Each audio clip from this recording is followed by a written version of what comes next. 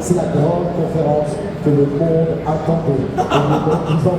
Et la conférence à la gastronomie qui va tourner autour de la cuisine et du goût. Ouais, c'est ça. On va parler de nourriture. N'hésitez pas à nous rejoindre pour venir parler de bouffe, pour venir vous réveiller. Hein. Bien entendu, vous pouvez venir, vous pouvez poser vos questions, vous n'hésitez surtout pas, et croyez-moi, on va se faire un plaisir d'y répondre. Je pense que si vous faites la file d'attente pour être signé par Brigitte Lecordier, pliez vos questions. Hein. Parce que là, vous êtes là pour un bon 8h30 d'attente. Hein. Ah oui, je pense. Oui, parce que je vois la petite Brigitte en haut, là. Croyez-moi, certains d'entre eux ne mangeront pas à midi, je vous le dis. Donc voilà, je préfère prévenir, totalement. Donc oui, les amis, on est là avec Thibaut pour cette conférence. Vous savez quoi, ça va être assez chill. Moi j'ai envie d'en savoir un peu plus sur Thibaut, sur ses débuts, sur ce qu'il a amené à être maintenant peut-être le vidéaste. On sait quoi, c'est le créateur de contenu. Ouais, j'aime bien ça. Le créateur de contenu qui est spécialisé dans la cuisine, les recettes et les thématiques geek, surtout, puisque être spécialisé dans la cuisine, moi d'ailleurs c'est un truc qui m'intéresse, Thibaut. Il y a des créateurs de contenu spécialisés cuisine, autres que geek, bien entendu. On les appelle, ils se font appeler par les agences et compagnie des food influenceurs. Des food influenceurs, food influencers, tu vois, des influenceurs de nourriture. Et oui, ça existe totalement, c'est même beaucoup plus répandu. Moi, ce que je fais, c'est littéralement quelque chose qui est de l'ordre de la niche. Dans la création de contenu liée à la gastronomie, mais les influenceurs, les créateurs de contenu liés à la gastronomie, ça existe même dans les médias traditionnels. La première, c'est Maïté. Et aujourd'hui, je crois que le plus suivi, ça se bastonne entre alors en France, ça va se situer entre Laurent Mariotte, Cyril Lignac et Philippe Etchebest. Et c'est dingue parce que quand tu dis ça, je suis ok, d'accord. Moi, je vois des personnes qui travaillent sur le service public, qui travaillent à la télé, sur les chaînes, tu vois. C'est vrai qu'il n'y a pas nécessairement cette image de mecs qui sont que sur YouTube. Et non, mais ils viennent pas de là, surtout. En fait, c'est là où les lignes, elles se. Je suis en train de percuter que le café est excessivement mauvais, mais on m'avait prévenu. On m'avait dit, n'envoie pas, il a chié. Là, littéralement. Je suis en train de t'inquiéter, tu suis en train de perdre que des sens actuellement. Qu'est-ce qui se passe? Je sais pas si je vais sauter ou pas, mais c'est vrai qu'il est compliqué. On me l'avait dit, j'aime prendre des risques. Non, mais en fait, ils viennent des médias traditionnels, mais ils viennent pas fondamentalement, ils viennent salut le café. mais non, mais ils viennent de la cuisine en plus de ça. Touchez pas au café, c'est comme le cascadeur émotionnel. Ne refaites pas ça chez vous. Non, mais les mecs ont Philippe Etchebest ou Cyril Lignac, c'est un type qui a compris que la télé c'était génial parce que c'est les plus grosses audiences d'émissions de cuisine et on peut maintenant en direct. Donc c'est le seul à vraiment prendre des gros risques. Lui, comme ça, le gratin dauphinois ça marche pas devant 2 millions de personnes, tu vois. Et en même temps, il a compris que tout se passait sur les plateformes de création de contenu, donc il crée du contenu. Donc, si moi aujourd'hui on peut définir que parce que je fais la vidéo sur YouTube, je suis youtubeur, bah on doit dire la même chose de Cyril Lignac, tu vois. Sauf que c'est pas le chemin que lui il a choisi. Je crois que dans ce que nous on fait en France, il y a le côté, comme on vient d'internet et qu'on a émergé par internet, on va avoir cette casquette-là pour toujours, et même si je dois faire de la télé ou de la radio, on me ramènera toujours au fait que je viens d'internet. C'est pas péjoratif. Non, ça n'est pas du tout, c'est un fait, tu vois, c'est genre, c'est une info de base, tu vois, ça n'est péjoratif que dans l'œil ou dans l'oreille des médias dans lesquels tu voudrais travailler et qui sont en face. T'as encore, c'est marrant que je rebondis sur ce que tu es en train de dire, c'est marrant que tu expliques ça, tu as encore des freins, tu as encore des personnes qui te regardent là en disant mais c'est pas la cuistot, vous faites des recettes, non, ça n'arrive plus ça? Non, ça arrive plus. Ça arrive plus et je crois que ça m'arrivait beaucoup à l'époque où moi je vivais un complexe de l'imposteur. Tu sais, quand t'es autodidacte, quand tu formes tout seul et que y a des trucs qui marchent, tu poses quand même la question de savoir d'où tu viens, quoi. Et moi je me sentais pas légitime. Partant de là, je me suis mis à faire. Pourquoi tu te sentais pas légitime? Parce que je suis pas cuisinier de métier, tu vois. Et voilà, mais j'ai eu besoin de me bosser et j'ai dû faire 6 à 8 heures de cuisine par jour pendant des mois, des années. Je me suis méga formé. Et Et puis un jour, j'ai eu envie de passer le CAP pour me rassurer. Et puis il y a un grand chef cuisinier que j'admire, avec qui j'ai eu le plaisir d'échanger régulièrement, qui m'a dit mais tu ne le fais pas pour les bonnes raisons. Tu n'as pas besoin d'un CAP pour travailler, tu n'as pas besoin d'un CAP pour savoir que tu sais cuisiner, tes recettes sont bien, les gens achètent tes livres, tes vidéos font des vues. Et puis nous, moi en tant que chef, quand je t'en bien, je rends un chef. Et là je me suis dit, bon c'est bon, le problème de légitimité, il va falloir le travailler au quotidien, mais c'est pas un frein, c'est plus un frein. Quand j'ai commencé, c'était très bizarre. C'était, attends, le gars il fait à manger. En fait, selon l'interlocuteur, je disais pas la même chose. Moi, j'apprends aux gens à reproduire les plats qu'on voit au cinéma. Alors, n'importe quel gars, le chef cuisinier, le cinéma, c'est. Mais quand je me trompe, par exemple, tu vois, je sais pas, à France Info, un jour, je dis, bah oui, les animés, je fais la cuisine comme dans les animés. Quand tu regardes les animés, que le bol de ramen de Naruto, il est hyper accurate, il ressemble à un vrai bol de ramen que tu mangerais dans un ramenien. Et il y a un respect pour ça parce que c'est intégré dans la culture au Japon. Ici, beaucoup moins. Et donc le mec me dit, ah oui, les dessins animés, ouais, genre c'est pas sérieux. Et on est renvoyé littéralement à la pop culture. Dans ce sens, elle n'est pas sérieuse. Elle fait vivre des millions de personnes dans le monde. Elle génère des chiffres d'affaires qui ne connaissent pas les problématiques d'inflation.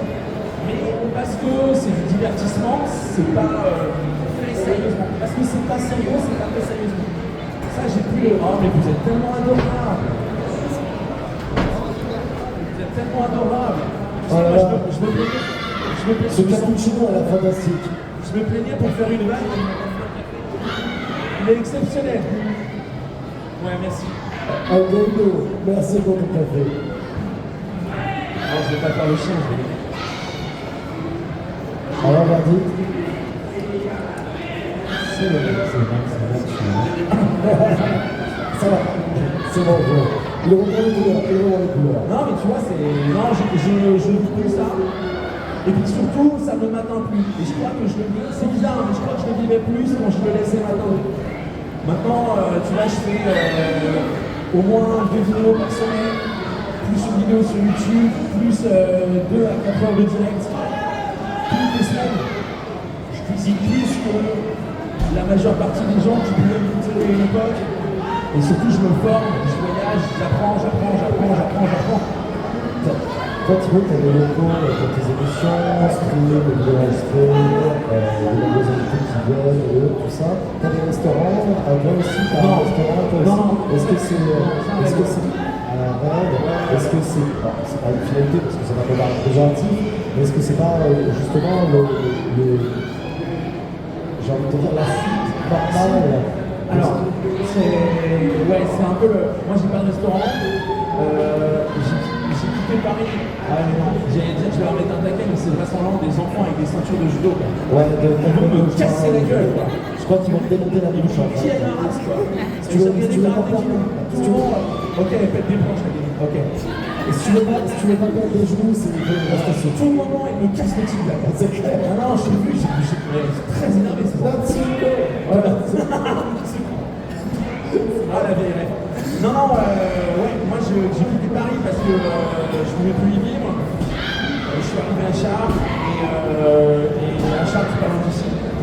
Et j'ai monté mon petit studio, j'ai investi toutes mes économies dans un petit travail qui me permettait d'être autonome, de plus dépendre de network, de plus dépendre d'agence, d'aller à Webédia pour le plaisir, pas pour tourner.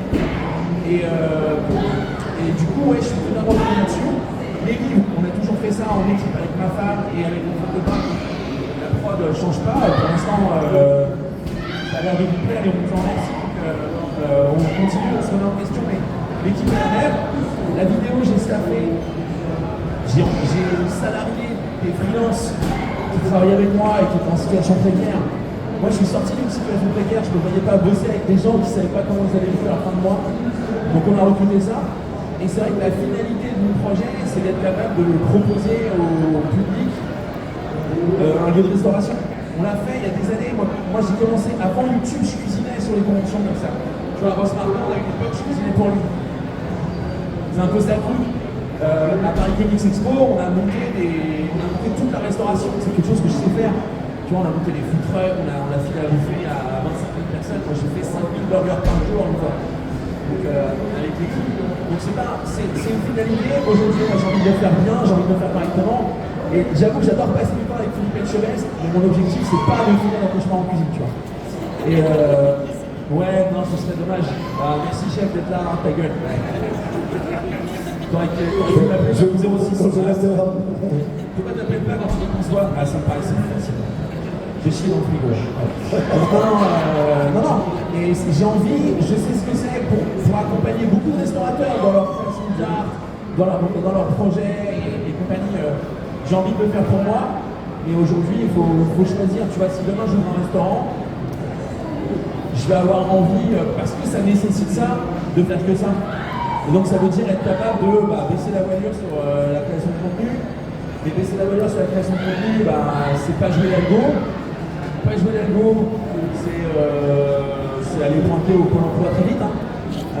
C'est compliqué quoi, de pas jouer. La création de contenu, on en parle beaucoup, je crois qu'il y a beaucoup de gens que ça fait rêver. Il y a beaucoup de gens qui se fantasment aussi. Ce qu'on gagne, ce qu'on fait, ce qu'on vit, machin. Quand on fait la création de contenu sur les plateformes de réseaux sociaux, moi je dis toujours qu'en fait on joue à un jeu avec un mec. Mettons le mec c'est YouTube, il n'y a que lui qui connaît les règles, et quand il les change, il vous prévient pas. Et vous devez quand même apprendre à jouer avec lui. Et il ne savez pas si vous allez gagner un jour. Et quand vous gagnez, vous êtes même peut-être pas au courant. Et il a changé les règles. Donc ouais, moi si je veux me lancer dans un projet de restaurant, il va vraiment falloir que je réduise sur les choses qui marchent. Et tu vois, intellectuellement parlant, se lancer dans une aventure avec femme et enfant, dans un truc que tu sais que potentiellement ça peut ne pas marcher. Enfin, je veux dire, l'économie des restaurants et de la restauration aujourd'hui c'est extrêmement compliqué. Dans la mesure où tu fais les choses correctement. Est-ce que tu penses pas aussi qu'il y a quand même une certaine facilité, mais quand même une aide qui dit que derrière ce restaurant, il y a l'oral de gastronomie, qu'il y a Thibaut Bilonga, et que ça peut amener quand même du monde. C'est pas. Moi, je comprendrais ce message, je le comprends. Hein. Je vais être franc, je comprends totalement ce message, mais c'est vrai que je le comprendrais encore mieux si c'était une personne lambda qui se lance dans la restauration demain et qui dit voilà, j'ai mon restaurant, mais j'ai peur que ça ne fonctionne pas. Là, en face de moi, j'ai quand même une des pointures de la cuisine et du youtubeur en France, et c'est vrai que c'est difficile parce que je comprends. Et d'un autre côté, je me dis, mais c'est vrai parce qu'il a conscience quand même que derrière, il y a une communauté, il y a des millions de personnes qui le suivent. Alors ça peut strictement rien dire, bien entendu, mais il y a quand même une grosse communauté qui est là et qui permet quand même d'avoir un risque moindre dans la création de ça, peut-être, non, je ne sais pas. Il y a, en effet, moi je peux pas partir et dire si je vais dans un restaurant aujourd'hui, je pars comme quelqu'un qui n'a pas de communauté avec lui. Et non, j'ai totalement conscience de ça. La difficulté du restaurant, c'est pas d'être capable de faire venir à un instant T ou de polariser à un instant T X personnes et de motiver compagnie. L'économie du restaurant, elle se fait au quotidien. Et typiquement, tu vois, il y a un truc qui est que moi j'ai la chance d'être suivi par une communauté extrêmement engagée, extrêmement bienveillante. On fait un financement participatif par an pour des projets de livres qu'on ne pouvait pas faire en temps normal, hors comme ça. Donc je sais qu'il y a des milliers de personnes, très simplement, qui sont derrière nos projets et qui attendent qu'on fasse ce qu'on a à faire. Aujourd'hui, moi j'ai pas de doute sur ce que je suis capable de cuisiner, j'ai pas de doute sur comment je suis capable de communiquer. La difficulté c'est comment être capable de communiquer quotidiennement sans casser les couilles pour faire en sorte que ça fonctionne. Sachant que, tu vois, il y a tout un tas de facteurs.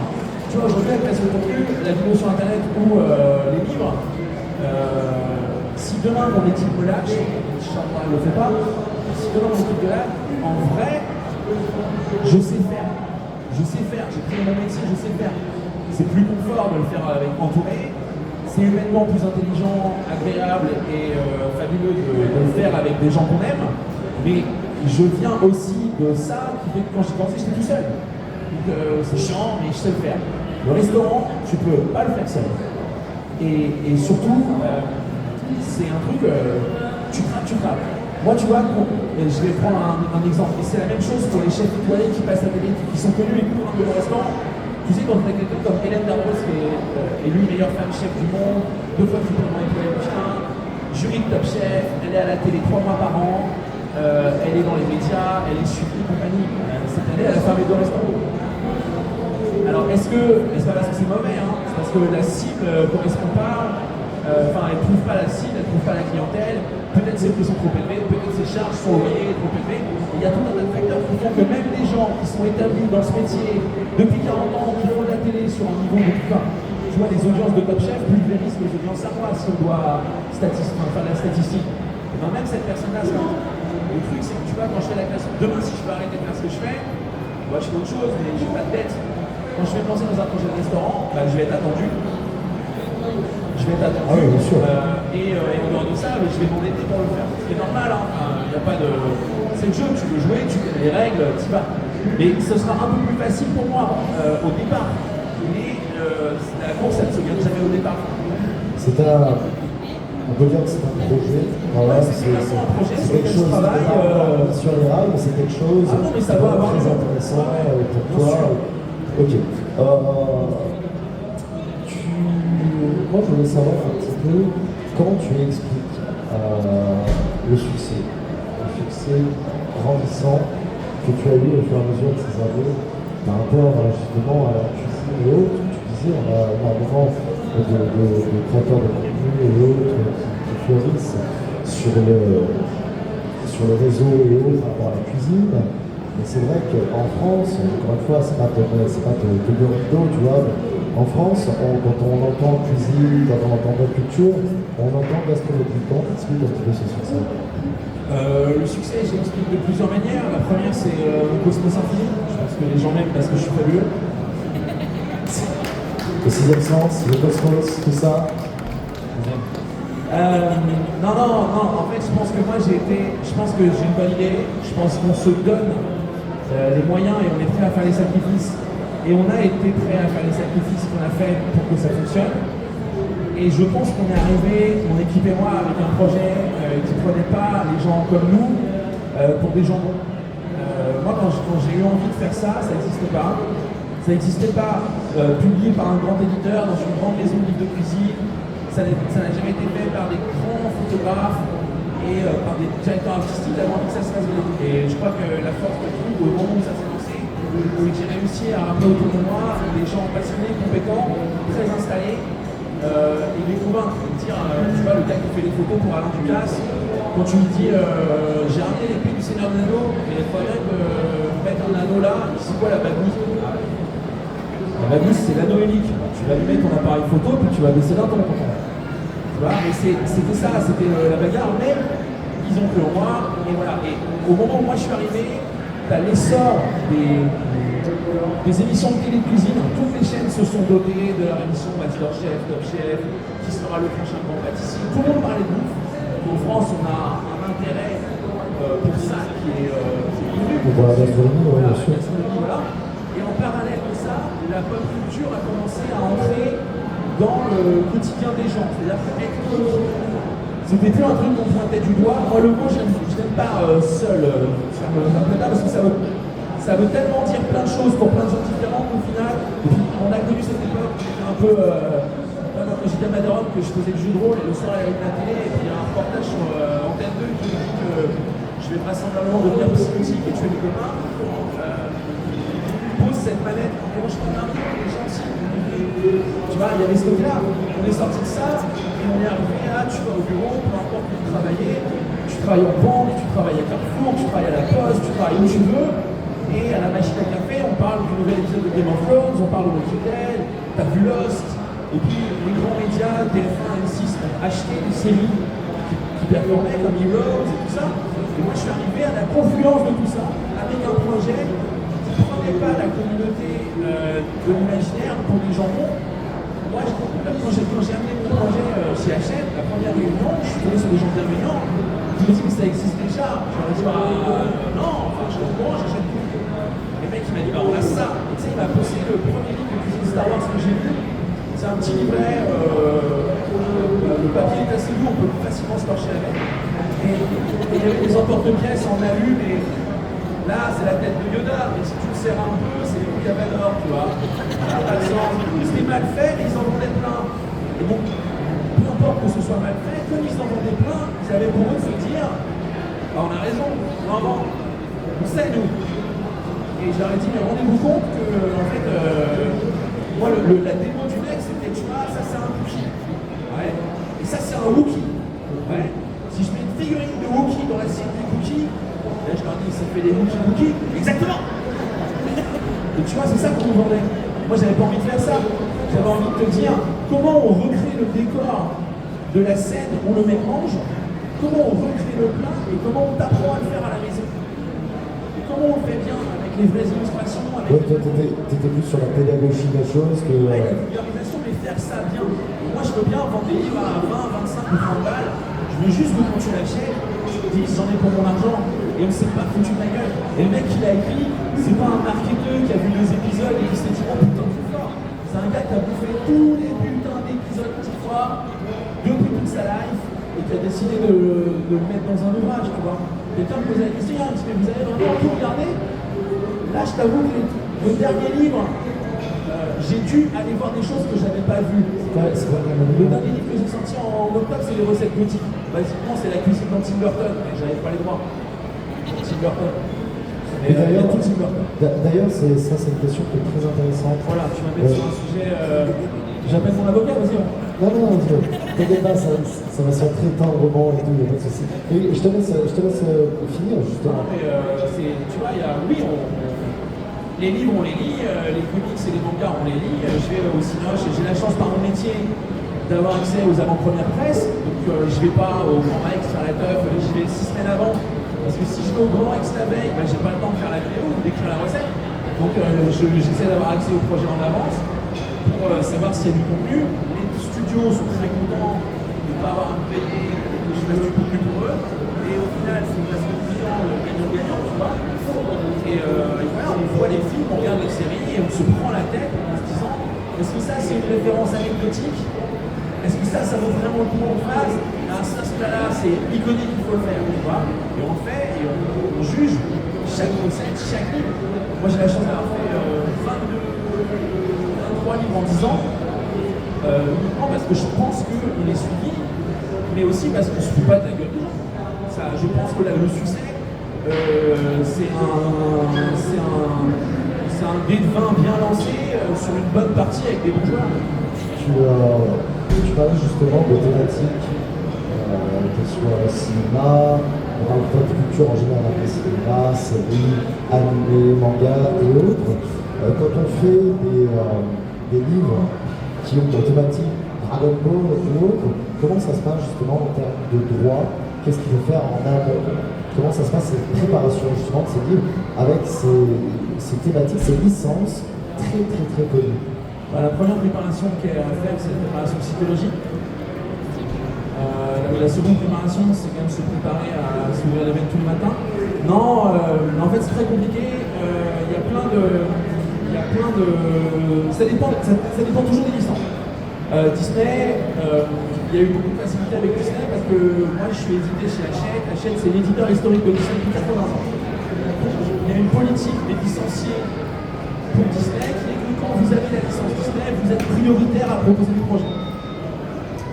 Parce que vous avez fait vos preuves, parce que vous savez faire des livres, parce que vous connaissez les chartes, que vous êtes formé sur les marques, et que du coup ils n'ont pas à vous demander de réapprendre les licences. Vous connaissez les Disney princesses et roule.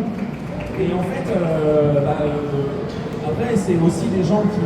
Il y a des vidéos, et puis chez les éditeurs ou chez les licenciés, ou chez les ayants droit, il y a des gens qui savent faire un cousin. Et nous, gastronomie, un livre de cuisine, quand ça vend bien, il y a 50 livres de cuisine qui sortent par semaine en France à peu près.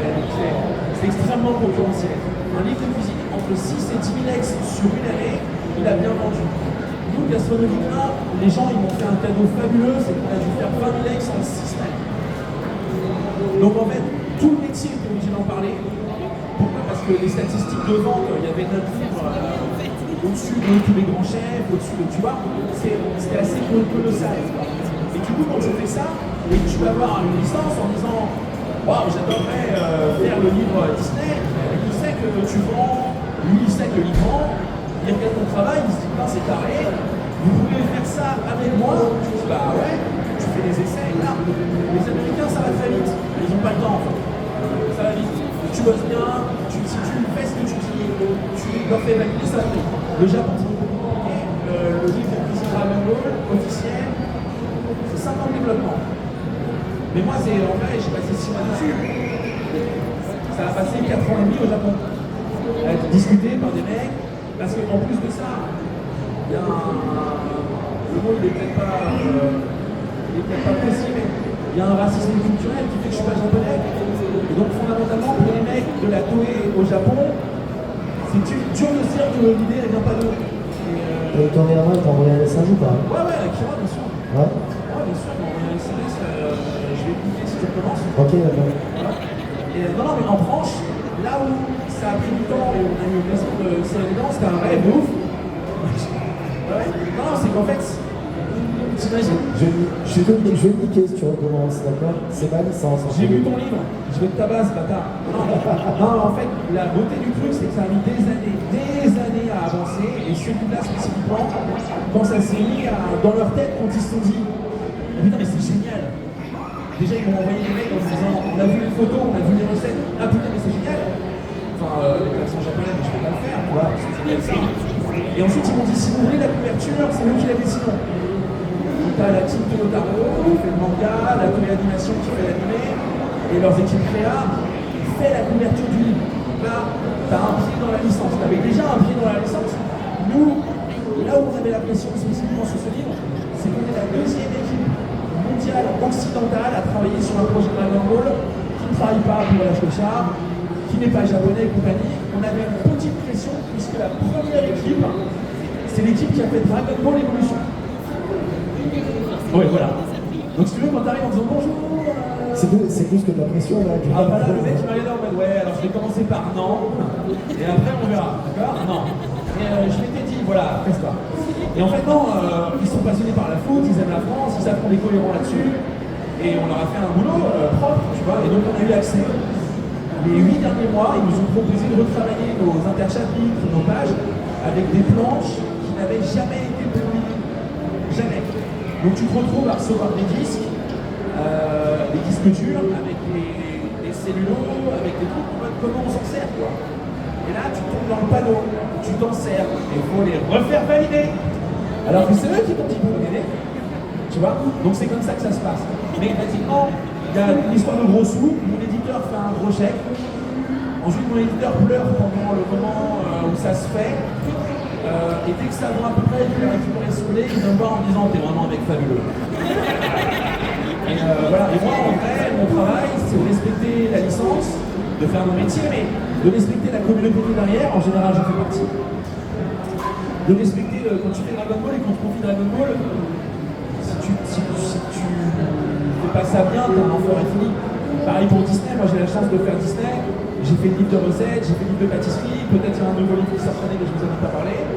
Et en fait, c'est ouf de recevoir les planches, d'aller dans les studios. De quoi vous avez besoin? Je sais pas, vous savez, des frises avec la petite sirène, mais en vecto. Vous savez, j'ai pas besoin des planches couleurs, j'ai besoin des crowbars. Bien sûr, nous ils nous ont demandé, quand on a fait la recette Pinocchio, c'est tellement vieux Pinocchio et Blanche-Neige que tout n'est pas numérisé. Donc tu reçois un mail, tu vas chez Disney, tu te dis putain, on a un problème, et les mecs te disent bon, on adore votre taf, est-ce qu'il vous est possible de faire les créas pour qu'on les rentre dans la charte officielle mondiale?